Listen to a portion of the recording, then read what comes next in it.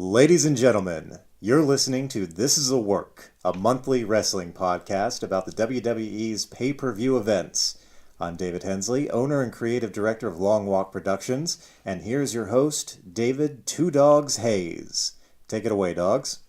Thank you, David Hensley, and welcome to Rock Hill's only premier WWE pay-per-view review podcast. This is a work. I am David Two Doggz Hayes. Alongside me, my co-host Chris the Yard Barnes, and I think I'm going to come up. I approve none of that.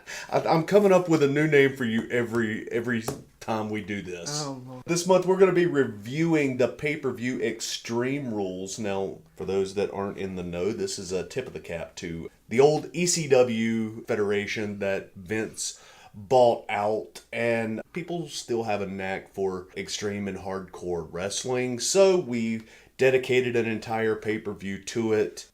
And we're going to get into that. But before we do, we should probably just talk about ourselves real quick, like our interest in wrestling. Absolutely. Well, man, I've been watching wrestling ever since I was able to sit upright and change the channel. Switched it right over to the first channel, started watching some Mid-Atlantic, and I've just always been a fan. I used to keep stats much like I'm going to be doing with this podcast when I was a kid. Nothing has changed. Basically, what I'm telling you is I am still a 5-year-old kid. So, what about you, Barnes? I became a wrestling fan by accident in the winter of '97. I was flipping channels, and I chanced upon wrestling, and I watched it like on a WWF actually, I think first, and I flipped, and there was like 2 channels away, I found WCW, and I was like, huh. And so I think just by the fact that I found 2 of them at the same time, I just started watching and went from there. Well, let's get into it, man. You know what? First, let's talk about a little bit of wrestling news, and let's get you up to date. First, let's start with Enzo Amore. So, Enzo has been saying from the get-go, there was an investigation on me. Nothing happened. Enzo had no idea that anything was going on. And I guess it begs the question, will he return to the WWE? Probably just down the line, they might let him come back. Mm-hmm. There is precedent for that. Enzo was money. If they could, by all reports, apparently if they could just like put him in his own little hamster terrarium until it was time to let him out where he wanted, things would be perfect.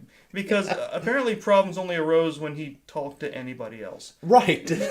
Look, we let Big Cass go just because he was stinking up the joint. I personally think a guy like Big Cass was perfect in the role with Enzo because he's the kind of big guy who should be a support. Kind of the same way of 911, who would just show up to chokeslam somebody. He would just show up as the muscle to hit somebody occasionally and then just stay aside as the big guy to protect somebody.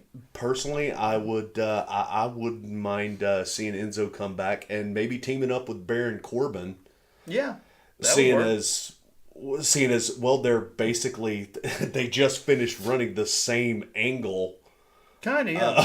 With Finn Balor that Big Cass was doing with Daniel Bryan just before they let him go. It is what it is. I'd like to see Enzo back. Moving on, we've got the UFC news that ties in. Daniel Cormier got challenged by none other than the reigning, defending, undisputed Universal Champion, Brock Lesnar. Now, that middle adjective was in quotes, right? Yeah, defending. Yeah. Because apparently this is what he's using all that time. He's not showing up to have that title on the line for. Didn't he retire from this? This was brought up into WWE's storyline, which we'll talk a little bit about that. Brock Lesnar challenging Cormier, which I think does us a world of good for Vince and of course it's the good offices. Business. If you watch the pay-per-view, when they start talking about Brock, you start hearing people booing. Brock Lesnar has a little bit of Hogan syndrome back in '96. No, they tried to make his comeback. Mm-hmm. Comes back, beats Yokozuna, and you can literally hear people in the crowd booing because they've had Hogan shoved down their throats Right. for so long, and they're tired of it. I think that's what's going on with Lesnar now. Yeah, and part of it is like Brock was fun, and then he got less fun because it became very clear that he's only going to show up on occasion. He's going to show up on occasion. He's going to throw 4 suplexes. Yeah. Which, I mean, hell, at least Hogan had 5 moves that he did. I mean, he had 3 punches, a big boot. He did the gator clap, dropped the leg, and took it to the house. Yeah. And speaking of Hogan, Yeah, it's weird. It's like all of the stuff that you said was very prescient, talking about Enzo's possible reinstatement after the heat dies down. Interesting, because over the weekend, guess who showed up as a living, breathing person on WWE's website again? and who would that be? What I do believe it's the former non-entity Hulk Hogan.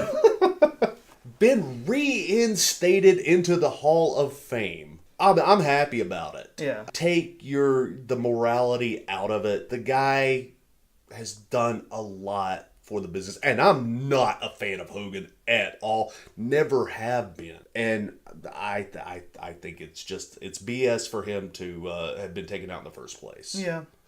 Well, you've also got Jimmy Snuka. Yeah. That's in there, and P.S. Hayes. he's a murderer. P.S. Hayes is in there. I'm not even going to talk to you about some of the things that he has said. He is To Mark Henry. He is ironically the reason Lashley left the first time.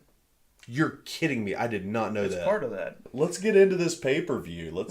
Well, you know what? We started off good, and I know you didn't get to see this. So we start off the kickoff show with Sin Cara versus Almas. And I'm not a fan of Sin Cara. Call him the reason for Botchamania. Oh no, he's like the patron saint of their show. Oh, okay, right, really. But I gotta tell you, man, he's never looked better. Good. Almas, Dynamite, fantastic match. This kid's got a lot of promise. I can't wait to see what else he does. Cool. I gave this 2.5 Meltzers. My rating system is based on Dave Meltzer, the guy that started rating the wrestlers in Pro Wrestling Illustrated, started doing all the articles and blew kayfabe out of the water way back in the day. So 2.5 Meltzers for this match. Out of what? I'm just curious. Out of 5. Okay, so it's on a 5 scale. Okay. I'll go through New Day versus Sanity briefly. Oh, I'm sad I missed that. Oh, it was fantastic. Oh. New Day never looked better. Sanity, I love this stable. I gave it a 3 Meltzer rating. Easily one of the best matches of the night, even though the pay-per-view hasn't even started yet. Nice. Who won? Oh, that was Sanity. Okay. Eric Young and his boys got put over, and well-deserved because they look great. Good. Good. But then we actually move on into the actual pay-per-view, and we start this off with the Deleter of Worlds versus the Alright. B-Team. I will say this. As much as I'm not a huge fan of Matt Hardy's gimmick, he works well with Bray. And I can tell. There's a great chemistry there. Can't I take dig it it. away from him. No, I dig it. The B Team I love because 2 reasons. One, I like Curtis Axel and Love it. and Bo Dallas. They work well together too. And 2, it's weird. I could tell they were supposed to be the heels in this match, the bad guys. They were supposed to they were doing classic heel tactics and separating and constant tags and not quite outright cheating, but like the refs not looking. They did great work. And also, like I said, their chemistry is weird because like they were the heels in this match, but there were tape breaks when they would pump each other up and they were like being like real friends to each other. It's funny to watch. It's like It's the build up to this thing is phenomenal. With them, they were making fun of the Deleter of Worlds. Yeah. They had Bo Dallas, who is the brother of Bray Wyatt, Right. putting on the beard and and the dreadlock wig with some hat that he got from a convenience store, and this little lantern that he probably got off Sharper Image, and and then you got Curtis Axel doing with a wig that he probably got from Party City to be Woken Matt Hardy, and the build up and the vignettes that they were doing, hilarious. They kept breaking character, which just made it so much better. And then they come out and nobody expected these guys to go over. No. It was a true underdog story. And Which again is weird because I mean it's weird that the bad guys in this match are the underdog, and that's actually something I'll touch on later. Because again, when they won and they took the titles, like they were celebrating. They weren't like celebrating in a heel way. They weren't like, haha, we beat you, and they didn't have any like post match attacks or anything like that. They were on the outside running around like kids, just genuinely pumped. It was very Mankind wins Yes. the world title Yes, back in the Attitude it was short Era. of a victory lap, and I was watching that night when that happened. That was amazing to watch. Yeah.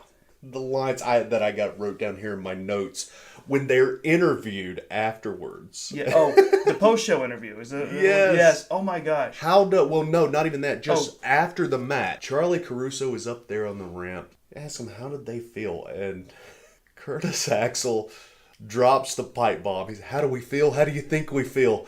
How does a rainbow feel? Best thing I had heard that entire night. Yeah. Probably the best thing I did hear that night.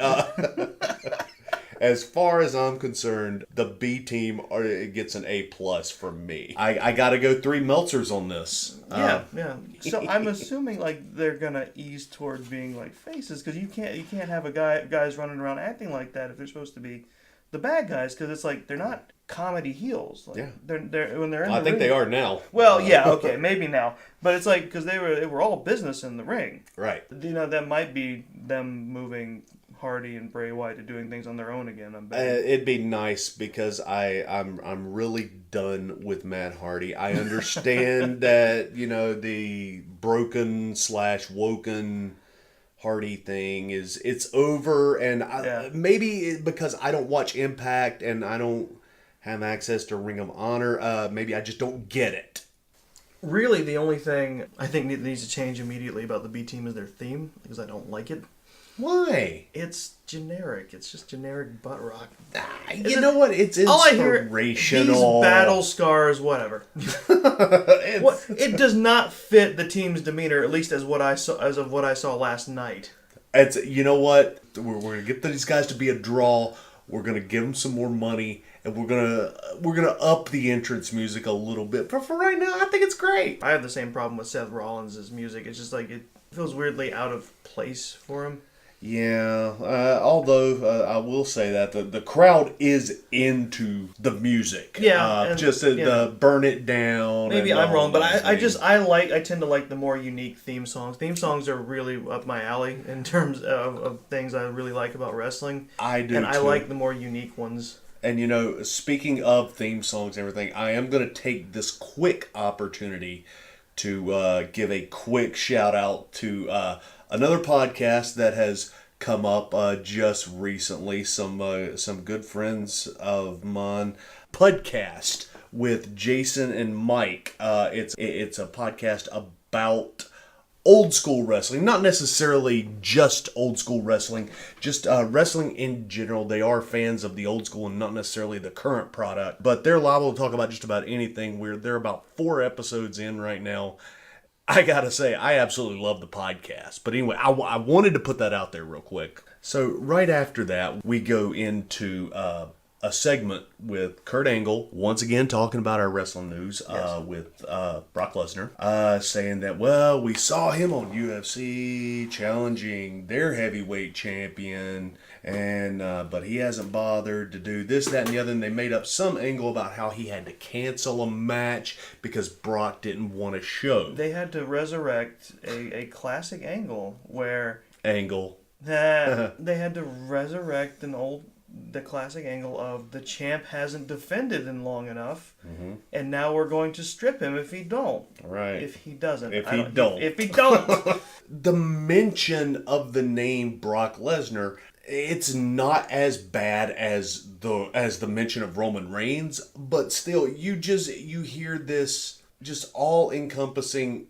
moan. Yeah. It's not necessarily boos. It's just like, The honeymoon's over. Yeah, it's we're done with that. And honestly, I think the boys backstage, they hear it. Yeah. And they know, okay, we certainly. gotta do something about this. The time is here. Problem is, who are you gonna legitimately give this belt to? And that's where we. I guess based on who they've put over, I guess they'll bring Goldberg back. Goldberg. My God. It's funny. It's funny how Brock's getting more of a pass about this than a few years back when The Rock, who came back to face Cena, was kind of putting in the same thing because he also had other outside interests.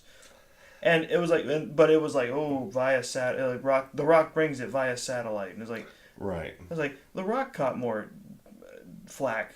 I kind of remember that. And it's finally catching up to Brock, but it's like The Rock caught more immediate flack. Like Cena made cracks at him over it too. Mm-hmm. See, and that's he where he wasn't even champion. It's like, well, no. at the time he was doing it. No, and that's the thing is, but the main question looms over us: who do you put that belt on? Who is the man that can take that belt away from Brock Lesnar? The arguments come up. Could it be Strowman? Probably. Maybe. I think the guys working the angles are in agreement. Roman isn't quite ready for that yet. No, they might have. That finally trickled through somehow. Yeah. I mean, personally, I'm of the opinion he's one of the few people, Braun Strowman, that doesn't need a belt. No. We haven't seen that type of character come through in a long time, and I think we've got it with Lesnar. He doesn't, but he's probably going to have it at some point because he's the Money in the Bank champ. Absolutely. And if he is, that would be it would be very bad for his momentum in any way, shape, or form if he cashes in and doesn't get it. Unless there's like a monumental screw over in some way. I don't see any possible storyline that they would want to work to elevate anybody where he would cash that in and not get it. Right, I mean, exactly. They tried that. They did it with Baron Corbin. Which is mentioned, yeah. And wow, that was... And it's only happened a handful of times where someone hasn't. Mm-hmm. Well, we'll get back to that later. Let's move in to the speaking of Baron Corbin. Let's get into Baron Corbin versus Finn Balor. I like the match for what it was. I like the match. Finn is amazing. Yeah. Corbin is he's passable. Mm-hmm. My biggest question, the biggest note that I wrote down for this match is why. Finn Balor goes over handedly, and it was fair to middling match. It was very much an earned victory. They made it look. I mean, yeah, but it made Corbin look tough, and it made Finn look resourceful. This is my problem. Why do we need to make Baron Corbin the Constable of Raw? Okay, I'm not able to tune into Raw. What was this? Yeah, let me bring you up to speed here. Sure. Baron Corbin is not necessarily an active wrestler anymore. Right. He has been deemed by Stephanie McMahon to be the Constable of Raw. So when she cannot, well, if he doesn't burst into every scene going, "What's all this then?" I know. I am sorely disappointed. What you saw him come down to the ring in is what he wears every single day. You couldn't get him any gear anymore. Of course, I mean, to be fair, though, the only gear that he had to begin with was a cut-up T-shirt. And I've seen that on every indie circuit I've ever been to, or been a part of, for that matter. The one thing that I will say about this match, that there was one point when Balor ends up on the outside of the apron, and he goes for that leap, right? He goes for that leap and gets straight Corbin cocked. Yeah, no. I mean, my God, that was vicious. Probably the best thing I've ever seen Corbin do. He went down like a sack of potatoes. So brutal. I mean, half of that you got to give to Balor for just being able to sell like a champ. Yeah, no. that's something else that I'm just going to keep steering our way back to, because as far as I'm concerned, it's all about getting that belt off Lesnar. What about Finn Balor, the first Universal Champion? Oh God, there's no way that least of all Brock would let it happen cleanly. Baylor versus Corbin. It was the match was fine. I gave it a 1.5 Meltzer. It wasn't bad. It wasn't great. I don't see where it elevated anybody. I don't see what it would do for Finn, who's looking to make a Universal run right now, but went up against a non-wrestler. Yeah, I'm not sure how it factors anything down the road. It looked good for a one-off. Yeah, we could have put that on. We could have put that on Raw. Did he prove he was big enough? Yeah, and again, this storyline. Didn't we do this a month ago with Big Cass? Yes. And Big Cass and he decided was fired after that. And he decided Daniel Bryan, beater of worlds, was not big enough. There's another one. Could the comeback kid Daniel Bryan take that Universal title? Honestly, I think he should. I think he's the best contender for a David and Goliath story, a literal one. That would work out. That'd be a nice angle to run. Absolutely. Well, let's be honest. This pay-per-view was only fair to Midland at best, so I'm gonna keep bringing that back. We're getting to the Midland soon enough. Right. And speaking of Midland, we have Carmella versus Asuka. Good match. Yes. And I say again, to folks that are not into the new product, you gotta watch this with casual fans that are roughly familiar with people. I have kind of coached up. They hate that screeching Staten Island Harpy. Boy, do they ever. And I've coached up a lot of our friends and getting them to watch the pay-per-views, essentially by the same way I made my friends. I pick them up and shake them until they say they're going to watch wrestling with me. And then they have thoughts about it. And the females hate Carmella, which tells me she's doing a fantastic job. So we put James Ellsworth in a shark's cage, which I'm not going to say this often, but Corey Graves or one of the commentators raised a good point. Why did no one frisk him before they put him in the cage?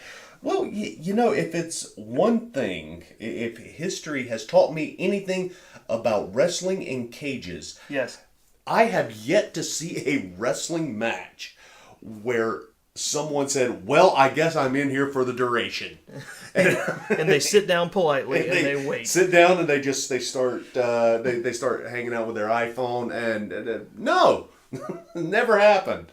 Never happened in the history of wrestling has anybody just gone in the cage and stayed there. Although they did a very unique twist with this one. Yeah. Ellsworth, as we all know, is a lock-picking expert. And so he picks this lock, but before that, he drops not one but two different foreign objects into the ring for Carmella. It was a chain. Mm-hmm. And the spray that had previously been used to blind Asuka in a match. Right, I forgot about that. And yeah. And they just kept getting taken away until they didn't. Yes. That part I absolutely love. Just such good heel work. Oh yeah, it's Looney Tunes and it's fun. Oh yeah. I wanted him to keep dropping more things. No, it's the throw an anvil out there eventually and there's a piano and he does it in the middle of the match after they've been wrestling for a little while. He just blatantly starts picking the lock to the cage. Yeah. And he opens it up. Problem is he gets his foot quote unquote caught. Pant leg, yeah. I think it's yeah. So he's hanging upside down and they immediately stop to lower the cage to let him out. A little unprecedented. Asuka, seeing her chance because she knocked out Carmella at ringside, jumps in. It's like, I need this chance. They're ruining it. Takes out the ring crew trying to get him down, and then proceeds to pinata him. Took out most of the ring crew because the third one said no. Yeah, the smart one bounced. And then you think, wow, Ellsworth's getting the what for now, but no. Here comes Carmella, slams her head. Yeah, the best part was Carmella took her time, stood there and measured her up, and then grabs her and bang. Yeah, just into the cage. Down she goes. 1, 2, 3. Well done. Yes, all around, very good match. I do hate that Asuka has now done the favor 3 times in 3 pay-per-views. But I think that's coming back for probably next month. I feel, right? Yeah, it would have to. Because it's like, she hadn't been beat up until WrestleMania, and now 3 in a row, something's got to be coming for her, otherwise it's just going to kill her momentum. Oh, yeah. I mean, because otherwise we're just... Plus, Carmella needs comeuppance, otherwise this gets old. Yeah. And while I absolutely love I like it. The girls that watch this with us, the ladies, get so upset about it. Because Carmella is the textbook evil, cowardly heel. Yeah. And her and James Ellsworth play it to the hilt, and it's great to the point where it's like finally when it's time for her to get what she deserves. Yeah. From a storytelling standpoint, that's what you need. And I think where do you think this is going for SummerSlam? I don't know. I mean, something would have to happen where they try their So we've locked Ellsworth. I'm betting Ellsworth is they try to keep Ellsworth out some way or another, because the last 2 times it's like he's been the key.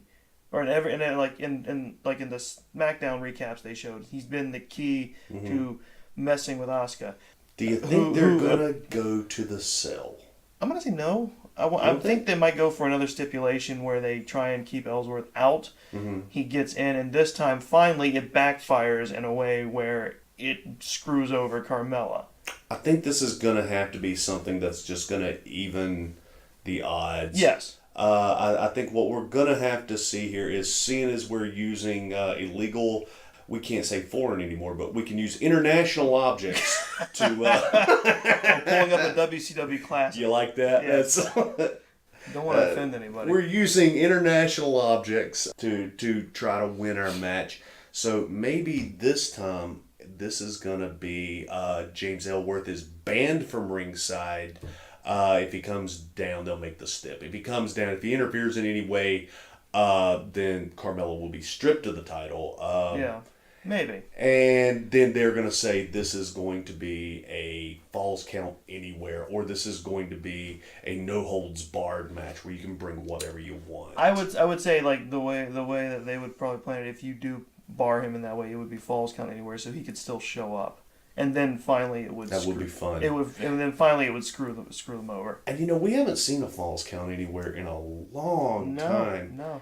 Kind of miss. I was looking at some old footage the other day of them wrestling back into the dressing room. Yeah. And I'm interested to see. The Women's Revolution, they've come a long way, and the matches are so much better. I'd be interested to see how they did in a match like that. Yeah, that would be really interesting. I would like that. Yeah, I like this match. I had a lot of fun watching it. I gave this 2.5 Meltzers. Okay. See, I would think it'd have to, because aside from the tag team title change, a lot of the titles stayed in place.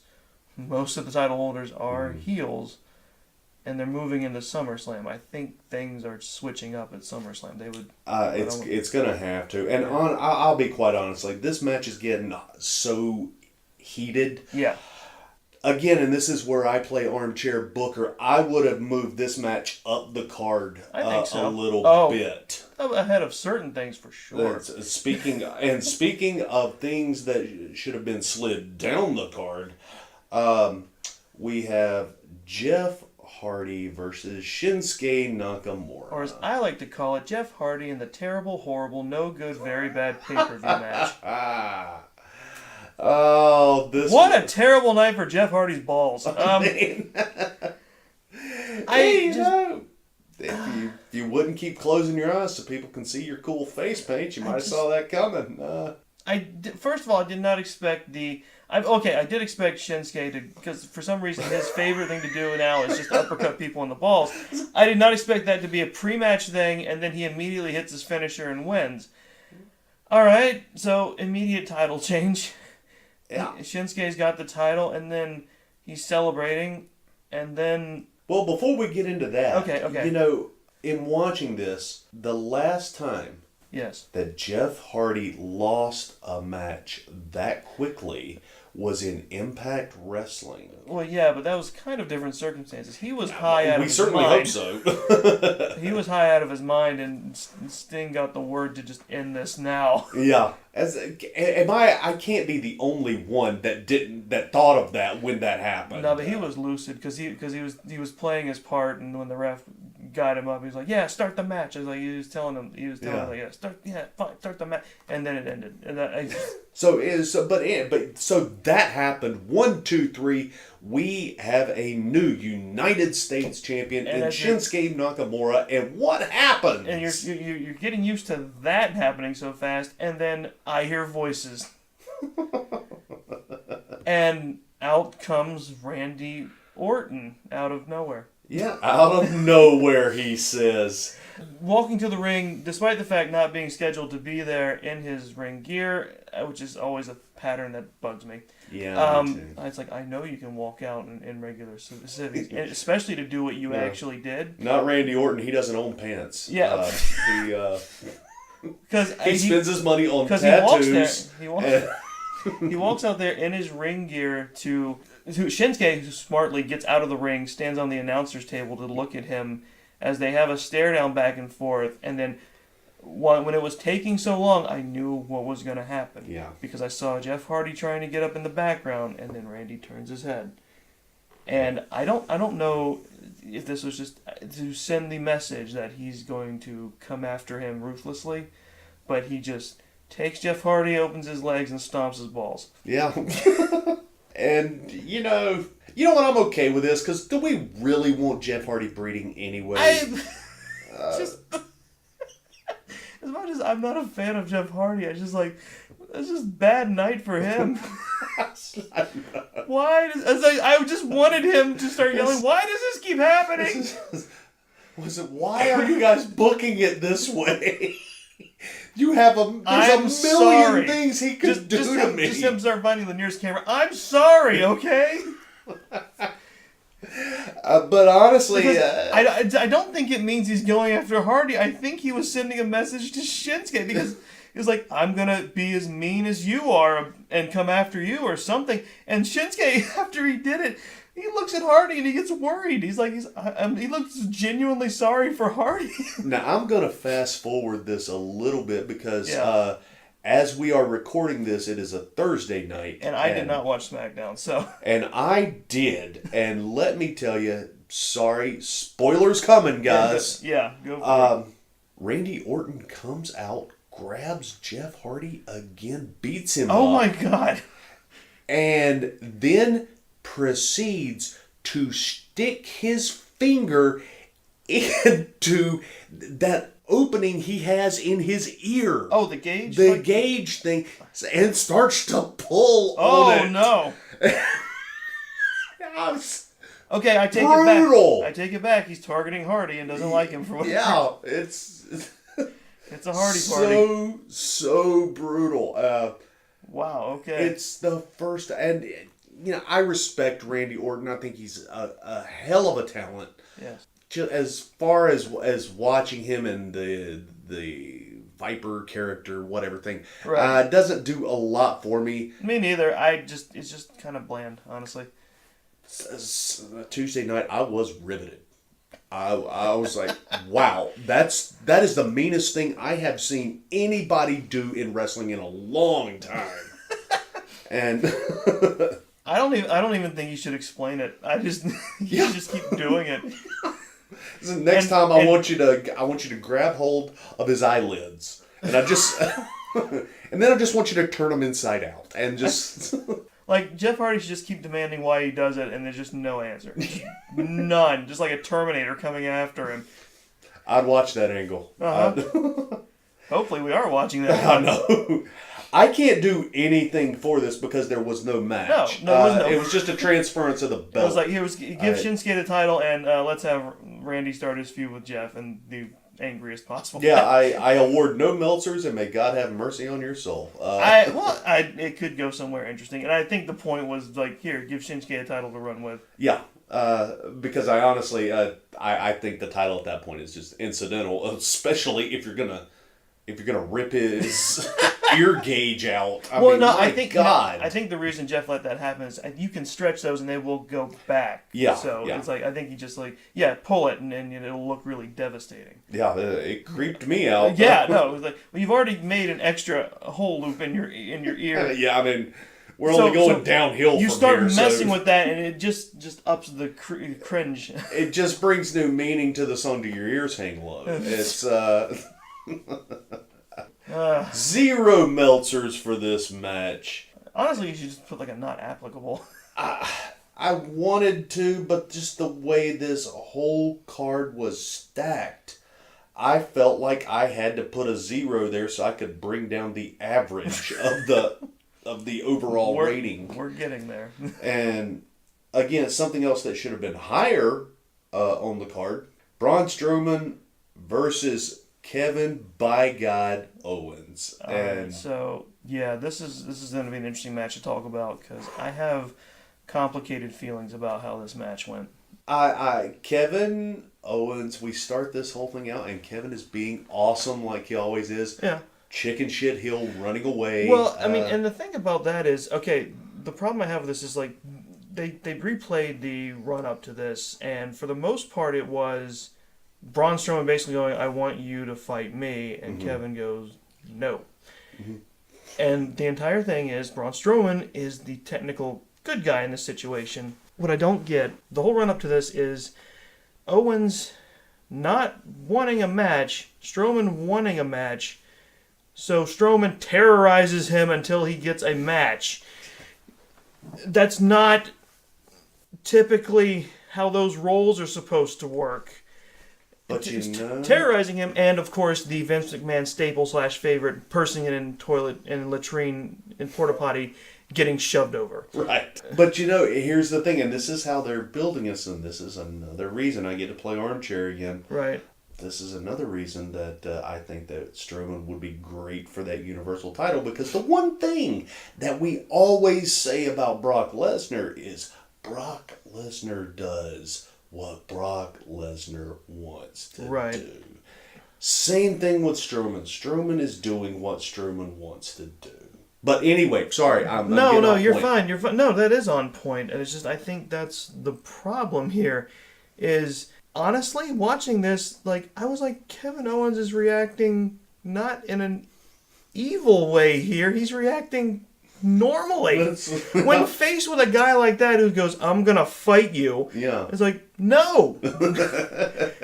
No. And it's like he doesn't want to, and he basically got brutalized into being in the match. He got brutalized during the match. Yeah, he finally does fight back because it's like Kevin Owens can't fight. He's like he doesn't want to fight Braun Strowman. Yeah. And it's like, and they highlight the fact in previous matches Strowman went after him. He didn't want He wasn't looking for this fight. Strowman was. Right. The guy who's supposed to be the quote-unquote good guy in this situation. Yeah.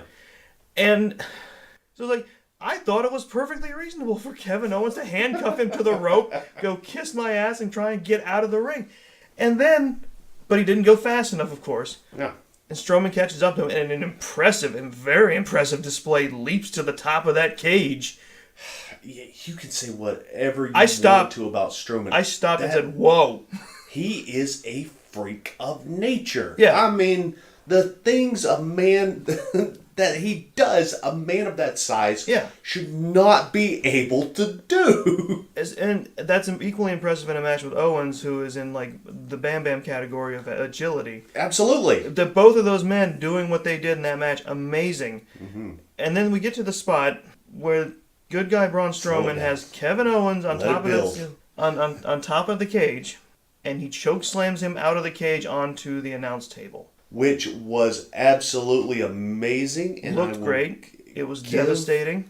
I will give Kevin Owens all the credit in the world because I have heard through the dirt sheets that he is terrified of heights. He is, yes, and he still did that. My one minor issue. I really wish we would not have seen that collapsible air mattress underneath the... Oh, of course. The WWE can't help it with their camera angles, so they show you the dumbest thing, and then might even replay it. Yeah, several times. So, Kevin Owens, quote unquote, wins. Yes, he did. By getting flung out by Strowman. They then immediately, it was like he's laying on the ground. They have medical people come out to get him, take him to the back, because he went through a table after being chokeslammed by Strowman. Right. Strowman, who did not win, but he's who the people love, stands at the back and laughs and taunts him before walking to the back triumphantly. But see, this is an Austin scenario. Yeah, but no, it's not, because Austin in those scenarios was fighting back against the tyrannical Mr. McMahon. Well, in those scenarios, when he was doing it to other people, they were sent, or they were coming after him to try and end him. But it didn't start out that way. It was always Vince McMahon before he was Mr. McMahon. Right. He came in and he was like, well, listen, as the IC champion or whatever title he had that week, he's like, you're going to have to compete. And he was like, well, I don't want to compete. He was like, well, look, listen, you're going to have to. And for the safety, we're going to keep you away for your own safety, for the safety of the wrestlers. We can't have you going out into the crowd. We can't have you doing this. This is all about safety. This is for the greater good. And Austin would always say, look, Austin does what Austin wants to do. Again, sound familiar? But it's really not the same scenario, and it's slightly but the different. powers that be are on Strowman's side. That's okay. No, it just bothers me. The storytelling here bothers me. Nah, and I'm willing to let a lot of this go too, because.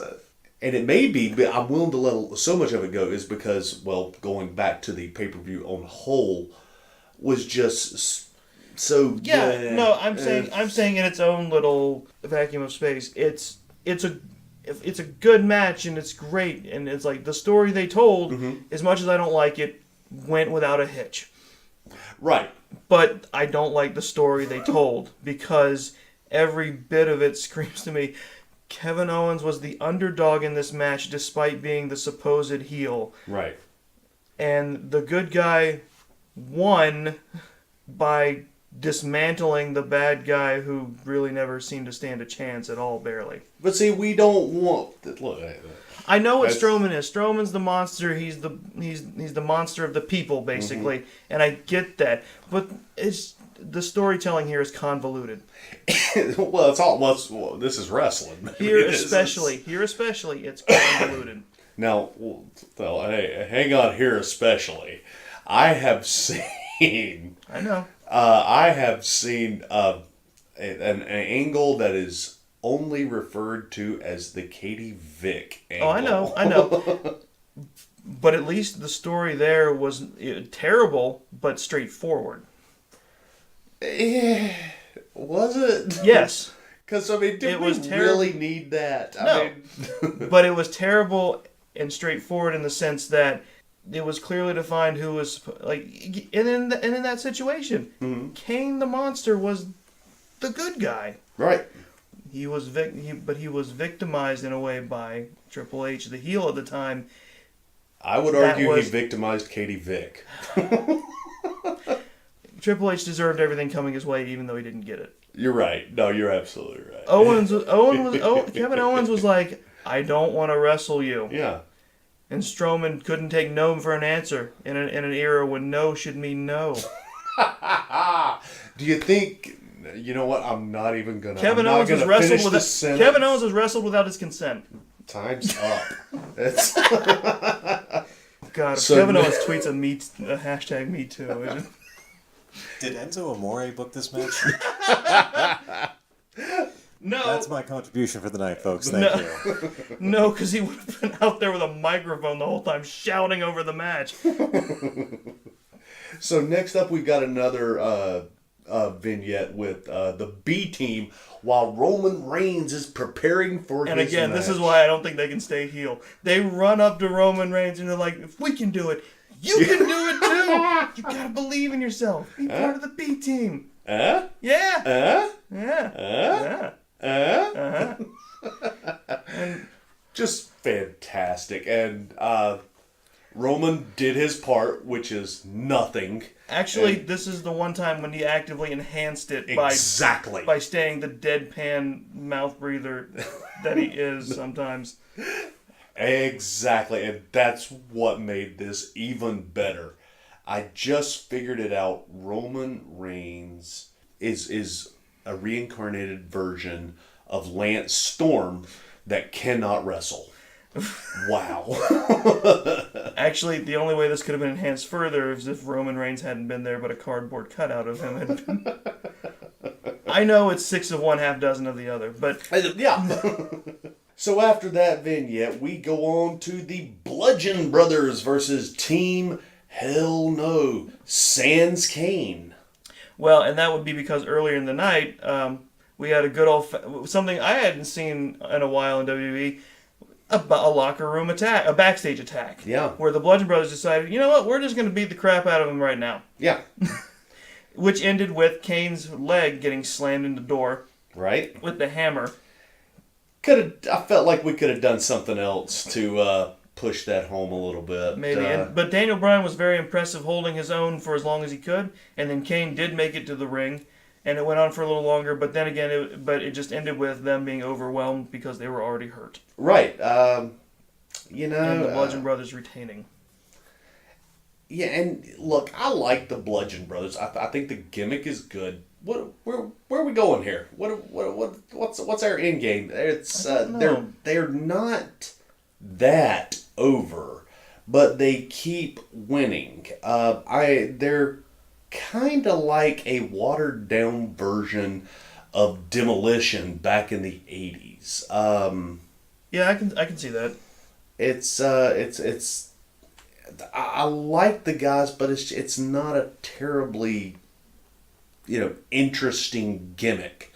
You can put the scary mask on and whatnot, the same thing Demolition did. But And the bondage gear. And the bondage gear. But yeah, that's where it is.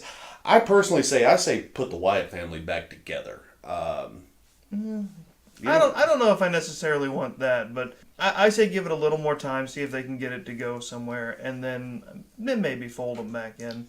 Yeah, I don't know, man. Because then you could play it off as well. They went off on their own. They were lost without Brady's leadership. So right now they're back. Yeah, I suppose. I don't know. We've given them quite a long. They've been out of the Wyatt family for a couple of years now, right? Hadn't it been that long? I don't know. The timeline is hazy to me at this point. Right. Yeah. So yeah. Team Hell No goes over, which... No, they didn't. Oh, no, I'm sorry. Bludgeon Brothers. Yeah, Bludgeon Brothers. That's what I meant to say. They go over, and which starts the arguing for Team Hell No again. Well, yeah. I'm guessing that, because, they were great when they were the Magnificent Bickersons, so... Yeah. And that's, I think, I would hope... That's going to lead to more anger management and therapy. angry hugs. Yeah, that's. Those hugs were best when they were forced, at least. Oh, that was good times back then. Yeah, that's what I say when I love stupid stuff, especially when it works. Yes. I love that kind of stuff because of everybody involved and their talent. And the crowd going with it, it just caught like wildfire, and it's it's the dumbest thing. Why is this working? I don't care. It's amazing. But I need to buy a ticket for the next Exactly. pay-per-view because this is awesome. I gave this match 2 3/4 Meltzers. I did not. Oh my God, there's quarters. Yeah. Oh yeah. There's lots of quarters in there. I'm interested to see how deep this fraction system goes. A quarter Meltzer is better than no Meltzer at all. That's That's what my grandfather used to tell me.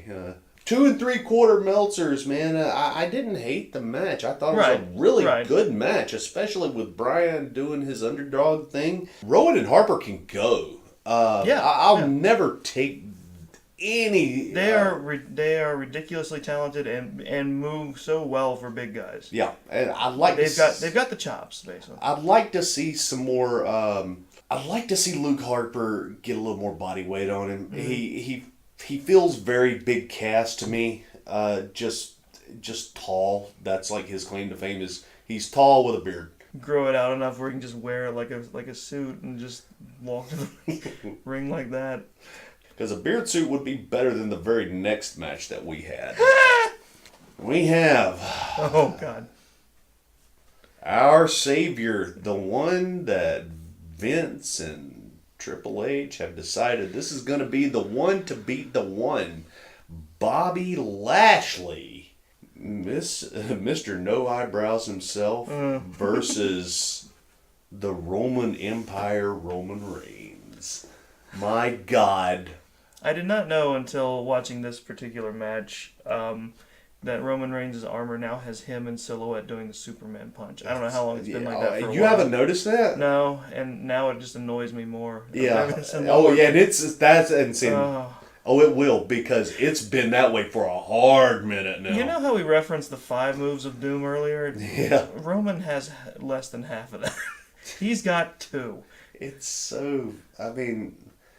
Look, I understand all my Reign disciples out there that are listening. I understand the man can work. I get it. He wouldn't be at that level if he couldn't. He went up through NXT. Blah blah blah blah blah. Here's the thing. Technically, that match was all right. It was all right. It was all right. I'm not saying it was any great shakes. It was all right. Yeah. Largely due to Lashley. Lashley had more. I think he had more technical prowess than Roman. Oh yeah, I'll give you that. But saying all that, still my favorite part of the night was Roman Reigns unceremoniously dumping him hard in the ring, and Lashley getting. No, I'm sorry. I think it was dumped him out of the ring. Did Lashley dump Roman, or it was Roman dumped? Okay, so yeah, it was revenge from earlier because Lashley dumps him hard early on in the match, and then later on Roman just flings him out of the ring. Lashley lands on his side like. It was the worst landing I've ever seen. Yeah, there was no preparation for that landing. I hope he had enough body fat on him to absorb any of that. He just landed on that tree trunk of an arm that he's got. Yeah. And just stayed there. I was like, oh, God, that's a talking to from somebody. I don't know, man. I don't have... Why would you put this that high up the card? I don't know. People are not getting behind Lashley. Those two should not be leading each other through a match. It's very clear. No. It's very clear by what they were doing. And right on down to that terrible half spear finish. That was super soft spear. That's the thing. Okay. All right, now I'm angry. I'm going to go on a tangent in a minute about the goddamn spears. Okay.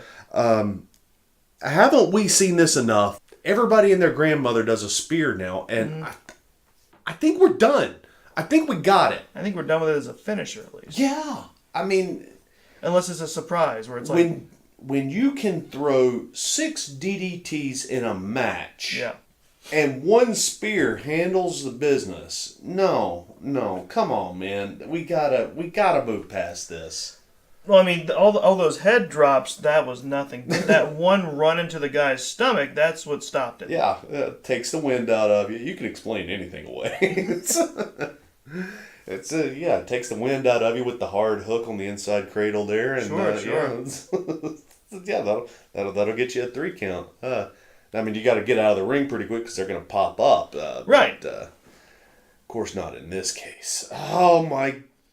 That was something that angered me. Like, the softest looking spear in the whole match is the one that ended it. Why was this so high up the card? This should have been just... You know where you put this? Just below Hardy versus Nakamura. That's yeah. if you're gonna, I mean, if you're gonna stack this thing, you got to stack it right, man. You know, nobody wants to see it. Is that nobody is? And as proof, this is the point in the show where the crowd just started rebelling, which had an impact on the main event. Mm-hmm. A serious one. And that's the thing look, I've seen them do some amazing cards. I know the writers are better than this. Mm-hmm. Nobody wants to see Reigns in that caliber. I mean, and it's not that. A lot of people will say, "Oh, you know what? I think you paid money to see Roman Reigns get his ass kicked." No. I don't think they want to see him at all. I mean, Roman is arguably good enough that he could take the lead and he could do something. He is packaged all wrong, for my money. Yeah. He beat Taker, for the love of God. And we're still doing the same thing. Why have we not lifted him up into a repackaged, you're right, he's godlike status? But no, he's just the wet guy. He's being used wrong, and he, like I'm saying, because there is a personality in there somewhere. Yeah. And it's 10 times what Lashley has, because Lashley is such a damp sponge, and nothing showed that off quite like the post-show interview. Speaking of damp sponge, when he lost his when he lost his headband, the sprinkler turned on. That's the most disgusting thing that I have ever seen. Granted, just water just flying everywhere. He can't control that. That's not his fault. But in the middle of this match, when you start watching that happen, at this point you're like, sure. Yeah. The man leaks. Yeah, the man's leaking like a sieve. Yeah, sure. That's how Roman Reigns keeps his head wet, right there. That's gross. Isn't it? That's gross. We might want to start using adhesive on that thing to keep it on him. Yeah, I can't. But yeah, again, I'll just jump to the post show. When B Team comes on, they're still hyped from their win. They're going over. They're also still in the wrestling gear because the show has just ended, and they're still celebrating their win hours earlier. Lashley has taken the time to put on a suit and sit down, and you hear how I'm talking. It's basically the ferocity with which he talks about what happened tonight after enduring a major match, and he sounds calm and well rested, and he's not talking about how hard this was for him or what a struggle it was. He's just that's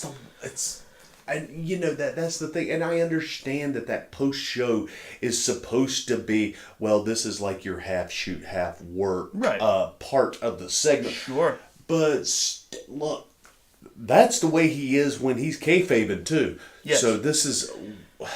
There's no fire within.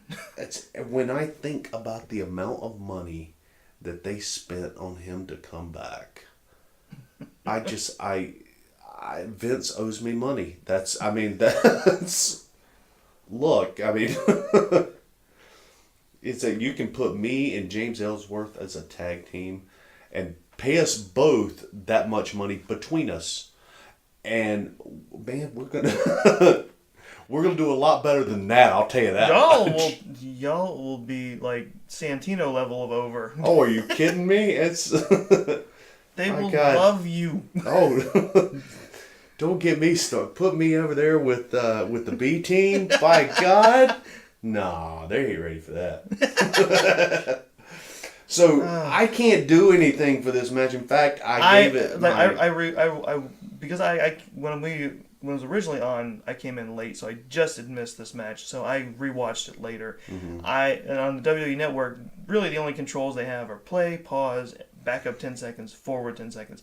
I gave the forward 10 seconds button such a workout. I was like, I have to watch this because we're going to talk about it. But you know what? Little time skip. keep going. Keep click, click, click, click, click. Oh, God. Yeah, and the bad part about it, man, I want Bobby Lashley to do well. I want Roman Reigns to do well. I want somebody to do something in this match. I want him to do well because I want to watch good stuff. Right. That's the thing. It's like, you don't go looking to be disappointed. No. Look, Well, I'm I mean, on the positive train. we're a very minor part of the internet fans in that regard, but right. I want to enjoy a Roman Reigns match. I want to enjoy a Bobby Lashley match. Yeah. I have not as of yet, but there's not much we've been given reason to enjoy from them. No, it's and you know that's what brings me to my my rating, and it's the first time that I've ever done a negative. I was wondering. I was like, it's a negative Meltzer for me. It would have been more entertaining if they had just come out and punched Jeff Hardy in the balls again. Yeah. Again, right down below Hardy versus Nakamura. That's where that should have gone. I understand that it has to happen because we're billing Lashley to take Lesnar's title. It has to happen because we've all sinned and we must be punished. Now look at this eyebrowless man. Look at what steroids will do to you. Watch him sweat. Watch him sweat. Be sad forever. Let me put myself in a better mood here. So we've got Alexa Bliss versus Nia Jax. And I mentioned this off mic, but it's like I Carmella and Alexa Bliss champions at the same time is interesting because they're kind of on the same, like different sides of the same coin. Oh. I said it's like because it's like Alexa is the mean girl, the ultimate mean girl, and then Carmella is kind of like, what did I say? Oh, she's the villainess in a Disney Channel original movie. Yeah, there you go. It's just like, oh, they're just the evil brats, and it's I would agree with you, but I would switch them. Really? Okay, yeah. Possibly. I would call Carmella the mean girl. Okay, I could buy that. Honestly, again, different sides of the same coin. That's what I'm saying. It's so interesting that they're both the champs right now, and they're both kind of running the same thing. Yeah. Kind of. This was a great match. It was. I'm saying that's what's saying. It's like it's interesting that they're both so similar, but it's working. It's working for both. Yeah. They're working it. So yeah, Alexa. It was Alexa versus Nia Jax. Alexa versus Nia. You've got Ronda Rousey on the outside. This suspended employee who should be at home thinking about the terrible things she did is sitting at ringside. They gave her a chyron of all. It's like they didn't say like no this employee did wrong. It's like no, hey, look, Ronda Rousey's here for some reason. Yeah, she works for you guys now. She's not a special guest celebrity. She's employed. Yeah. And on suspension. They make her buy that ticket though. It's like, we're... That's the paradox of being a celebrity. We know how this card is stacked. We're not going to sell out. So I'm going to need a few bucks from you. We're going to need this... Do you see where we put Lashley versus Reigns in this card? Are you kidding me? But yeah, it's Nia Jax with Natalya? Yeah. Natalya comes out with Jax. And Mickie James comes out with Alexa Bliss. Yeah, looking... like a club mom. Yeah. 50 years old she looks. Boy, I mean, and don't get me wrong, she's probably the hottest 50-year-old that I've ever seen. But, my God, when you look, you say, oh, no, she's 38. Well, what? So... I liked the match. I thought it was well done overall.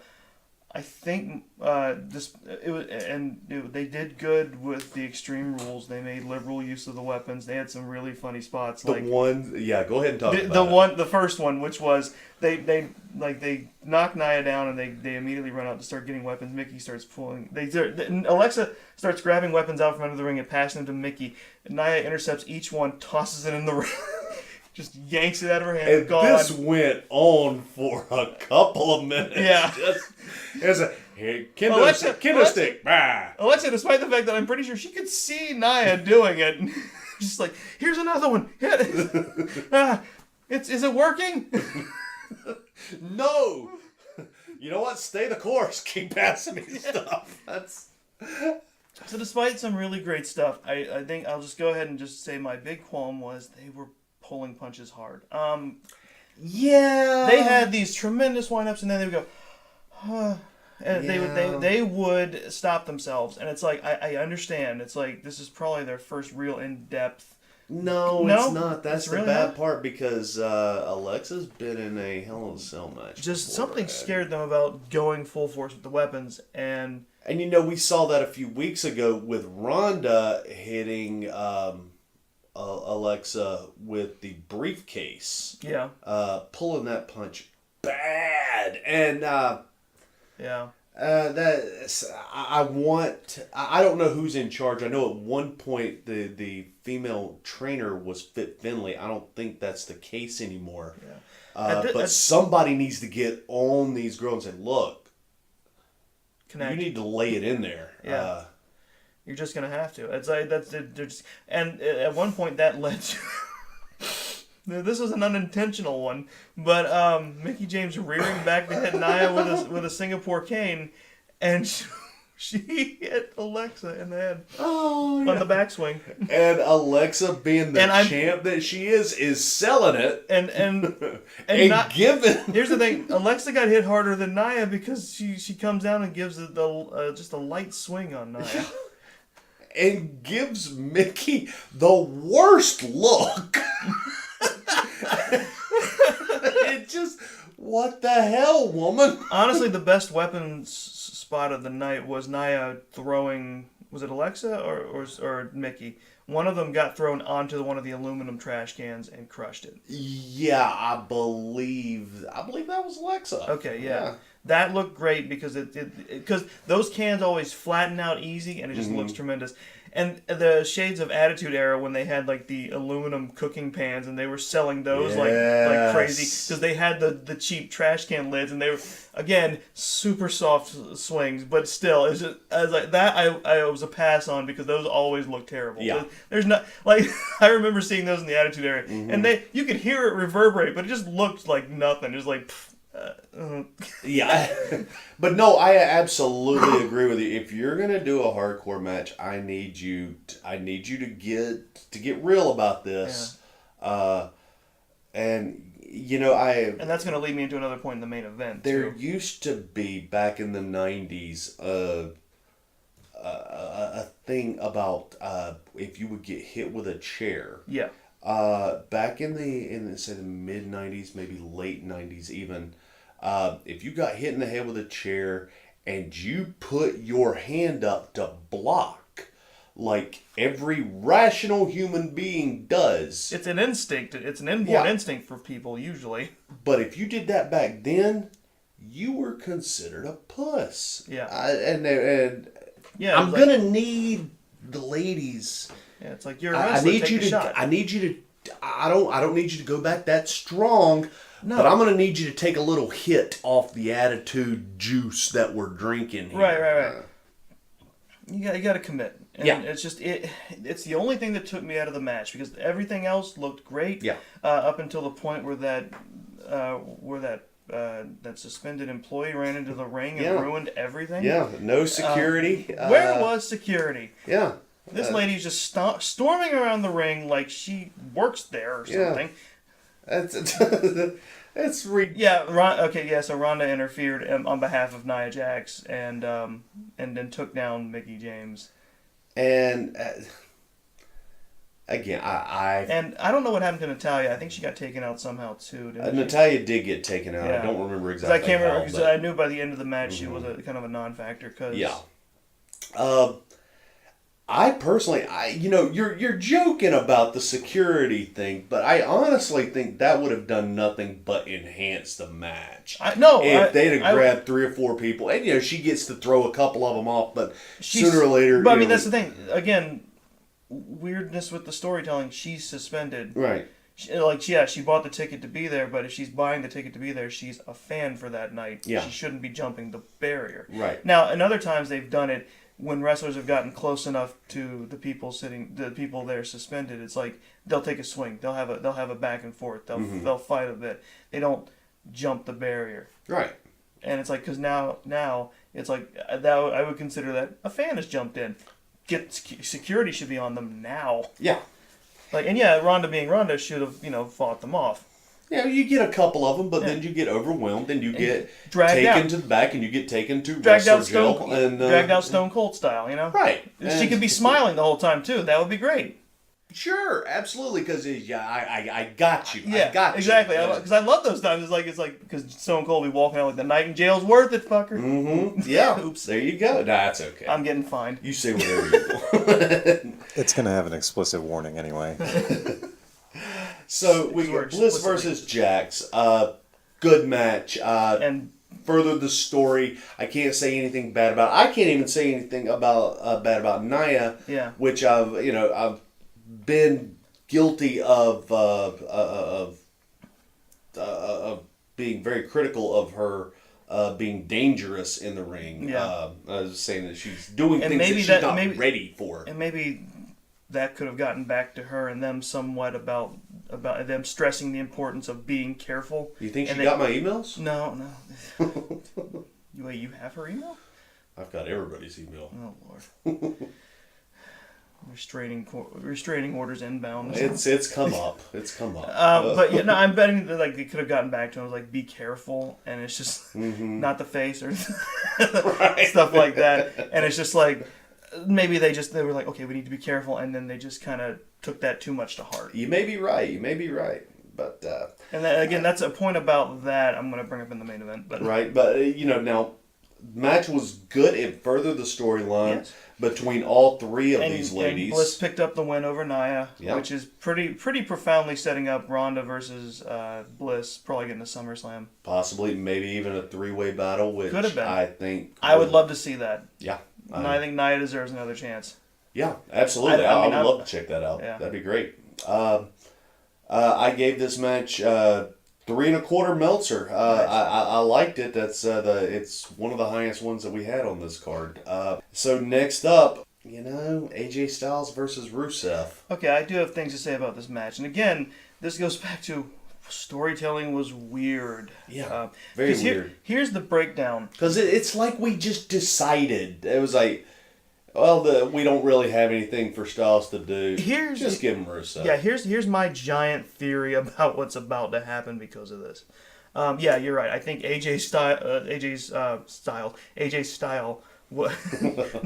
story here was he needs an opponent until SummerSlam. Mm-hmm. That was pretty much it. He picked up the win over Rusev. It wasn't a bad match. It wasn't. I don't think they pair well, at least with the way they went about it. No. But yeah, AJ picks up the win over Rusev. But what's interesting is how this unfolded.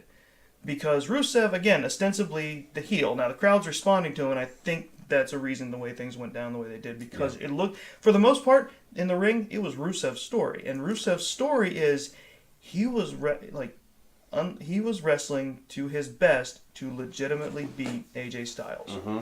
He was doing his best. It wasn't exactly working. Aiden English, who normally will interfere for him, was pretty much a non-factor. He was out on the ring doing nothing. This whole match was a tough encounter between the two, AJ and Rusev, just giving their all. That's the story they're telling, at least I think. And at the end, when Rusev was also battling through a leg injury he ended up getting earlier in the match, which contributed to him not being able to lock in the accolade properly. Right. So he's struggling to try and still win. Aiden English finally makes a move on Rusev's behalf, but what's interesting is he doesn't signal to Rusev what he's doing. He pops into the ring and undoes the top turnbuckle, exposing it without anyone knowing what he's doing. Poor camera work on this too, because I didn't even see it happen. Yeah, you actually, funny enough, were commenting, when's Aiden going to do something? Right around the time he was doing it, which was hilarious. Because, he pops in, he does that, and then he drops back out. And, of course, Rusev not knowing what's going on, but he could have seen that the turnbuckle was exposed. But I don't even think he did. I think he was. They were fighting towards that corner. Mm-hmm. AJ reverses something Rusev does. He hits the turnbuckle and he loses because of that. Right. And it looks to me, for all, I could be wrong. They could go different ways with it. It looks like they're setting up that Rusev is turning face without English. That's exactly where they're going, and we Did they saw do it? Yeah, we're hinting at Okay. it. I'm basing this off of not having seen Raw. Well, this is SmackDown. Or SmackDown following, excuse me. You gotta get it together, pal. Whatever. No, Casual plus, my friend. SmackDown. There's some discussion about Aiden English wanting to, I need to get back in Rusev's good graces because he's angry. And see, that's the thing. I think this is going to end with Aiden English trying to help, screwing up, and then getting punted away. Yeah. And the problem with this, I really like Aiden English. Yeah. And I think he's a dynamic wrestler too. Mm-hmm. I don't. If this angle doesn't work, other than going to 205 Live, I don't know what else creative can have for him. Right. So that's kind of just up in the air here. But yeah, it's like really it was mostly just to give Rusev a jumping off point for a new direction, and to give AJ a match to keep him along until SummerSlam. Right. Like I said, not bad. No. I don't think they gelled together too well. The match was overall too slow. It was slow. It wasn't your typical AJ Styles match. Also, Rusev needs better colors on his tights. I like this match. It wasn't bad. It was slow. I gave it 2.25 Meltzers. All right. So next up we have got Dolph Ziggler, the main event. Okay. versus Seth Burn It Down Rollins, main event. And 30-minute Iron Man match. we got into a little discussion that night about whether or not fans are ready to accept an Iron Man match. Here's the problem. I think they could have. Not on that night though. No. Because after like I said, after Lashley Reigns, the crowd was out of it. Yeah. And the crowd was super out of it for this match, and they demonstrated it like just a few minutes in, when they suddenly decided to start counting down the end of every minute like it was the Royal Rumble countdown. They counted down from the 10 mark to the 0 and then made the buzzer noise. They kept doing this. Yeah, I mean the whole time. At one point, they were trying to get countdown when the countdown wasn't even with them. Yes. They I could tell they were upset and they were trying to sabatage it. Yeah, it felt like that. Which sucked because it was a good match. It was a really good match. It was. Those boys can go, man. Yes. Those two are great together. Ziggler and Rollins, man, they can bring the thunder, and they did. Yeah. The problem is nobody cared, and I think again I'm trying to put myself in the shoes of the writers and how they stacked the card. Yeah. I think they might have thought was that, well, if we have to put Reigns and Lashley in the upper echelon of the card, maybe Alexa Bliss and Nia Jax can get them back, and decent thought, but you put that mismatch with Styles and Rusev together. Yeah. That brings them back down. It was just poorly done. Yeah, that match did slow things down to the point where it's just like the crowd was like they you could tell they were kind of just done. Yeah. And the thing about it, if I can interrupt you. Sure. Short pay-per-view. It was, yeah. Usually, pay-per-view will go on to 11:30. I think Hensley and a couple of our other friends, they bailed. Yeah. Did not realize Fair enough. you're about to watch the very last match, and So one thing I thought they should improve next time they do it. They should go back to just the announcers telling you about how much time is left. Having that giant timer. Why did you give them something to look at? The giant timer was a bad idea. You are well versed in the fact that if you give certain crowds something like, now if you took this out to somewhere in the Midwest and ran it out there, you're probably not going to get that kind of reaction. Yep. But you take it to these hardcore fans, you take it to Pittsburgh, you Rowdy take it Smarts. to New York, you're gonna have some problems, man. And I call this their fault. They should have known better. A little, yeah. One thing that's I discussed it when we were watching is like, wow, this is surprisingly a high scoring Iron Man match. Now, I mean, they did build it up to a point, and they did a lot of early points, and then finally they slowed it down, and then it, of course, they had a tie, and it was a race for time, but like a lot of surprise like points on the board early. Yeah, you made the analogy when we were watching it. It's like, this is kind of what I would do when I'm playing my video game. Right. Right. It's like, I got a pin. Okay, boom, another super kick. Let's get another pin here. It's That's really kind of how it went. As like, I thought the pacing of the match, at least for me, is a lot more satisfying when it is they're beating the hell out of each other, and then finally, as time is winding down, they need to start. Like, they're tired, they're hurt. Every move counts at that point, and that's when the mistake happens. Yeah. And then you get the pin, and you get the lock in the submission, and they have no choice, and they take the points, and then it's like at this point now you're trading points, and you're trying to one up. Yeah.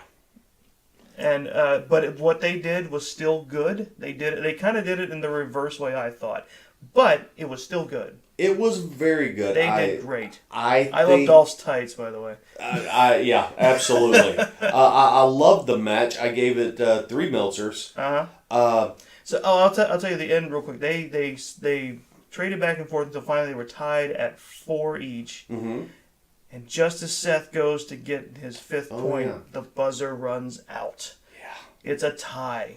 And Beautifully done, by the way. Dolph bails, grabs his title, and he's like, "Haha, I'm still champ." As tie goes to the defender. Yep. As they like to remind people, just in case they forget, it's like, a draw or a count out or anything of that sort in a championship match, champion retains. Yep. So he's making his way up the ring, and then the entrance, and then Angle comes out. He's like, no, and of course it's like, we're gonna have a winner tonight, especially since it's in his hometown, cheap pop. Yeah.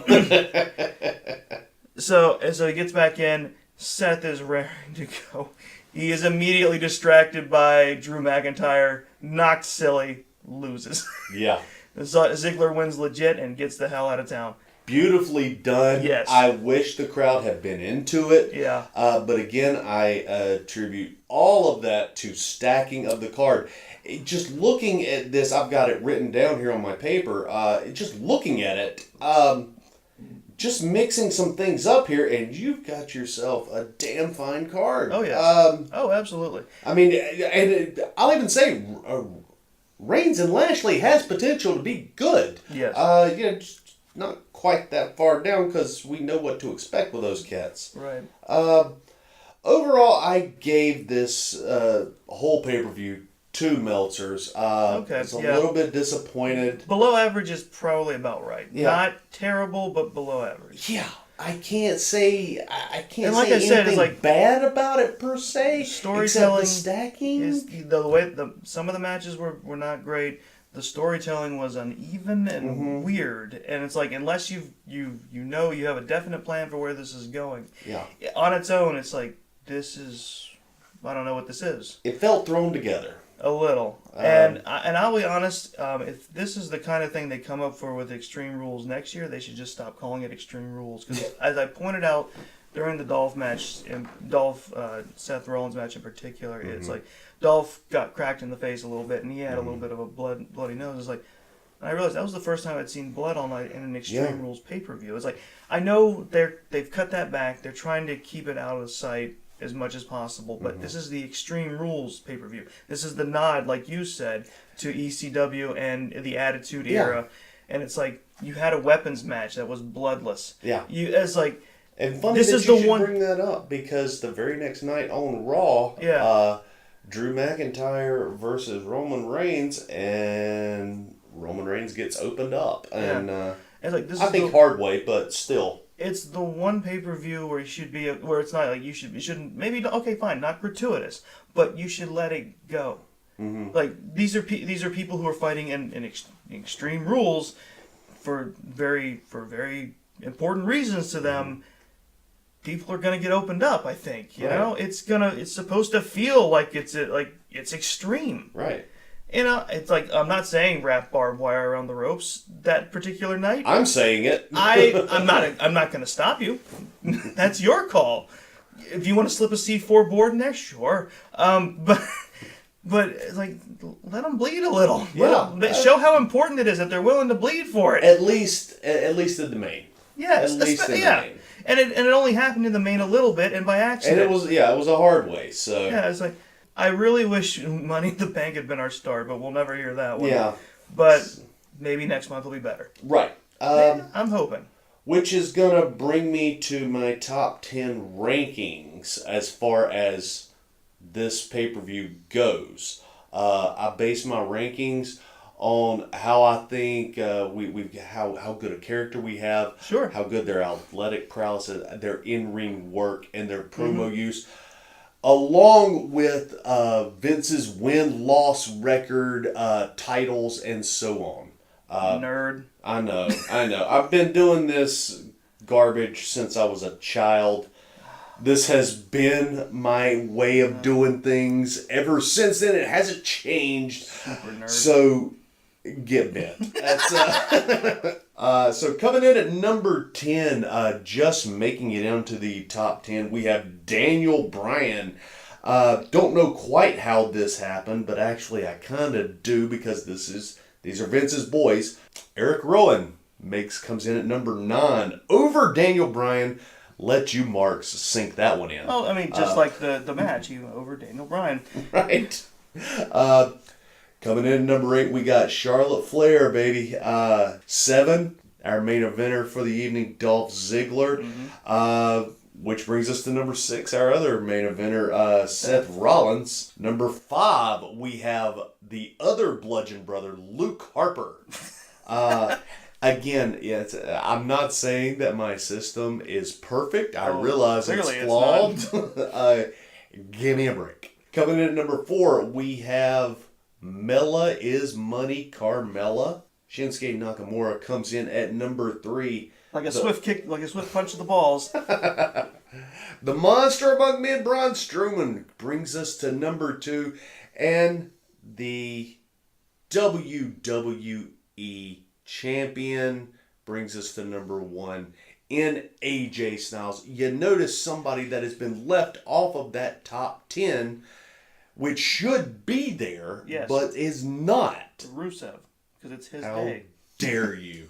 I'm referring to Brock. Take some time off, Lesnar. But what are you going to do? Better list to appear on. Yeah, clearly. I'm sorry, are you saying that Roman Reigns isn't on your list? Your top 10? I am saying Roman Reigns is actually number 12 on my list. And that's been, I had nothing to do with that. He just popped up there. That's But don't worry, WWE has designated a special number 1 spot. And I'm hoping to keep Roman Reigns off this list. If there is a just and loving God, he will not allow that kind of garbage to go down. I'm sure thoughts It like took that. me a moment to realize that you just said 2 words, a just and loving God. Because I definitely thought you said a just and loving God. But I think that's going to do it because we are running out of time for this episode. We talked way too long about something that really didn't deserve it. Right, yeah, I tend to agree. And next up, we are going to be discussing SummerSlam, one of the big 4. It's one of my favorite pay-per-views of the year. I can't wait. It's almost time for Summerfest. Yes, indeed. So, for Chris Barnes, this is David Two Dogs Hayes saying to you guys, if you got out of bed this morning, you had a job to go to and someone that cared about you when you got back home, folks, this match is over and you just won via pinfall. This has been This is a work. Thanks for listening, everybody. If you've enjoyed this episode, please subscribe and leave a review on whatever platform you're listening on. If you've got thoughts you'd like to share with us or questions for Doggz and Chris, shoot me an email at david.longwalk@gmail.com. You can also get on Facebook and like Long Walk Productions and This Is a Work. And just for the fun of it, give a like and a follow to Free Reign Theater Company. Free Reign is producing a show this fall at the Duke Energy Theater in Charlotte called They Fight, a collection of scenes featuring the best battles and brawls in the works of Shakespeare, which Two Doggz and I will be a part of. Thanks for listening. We'll be back next month.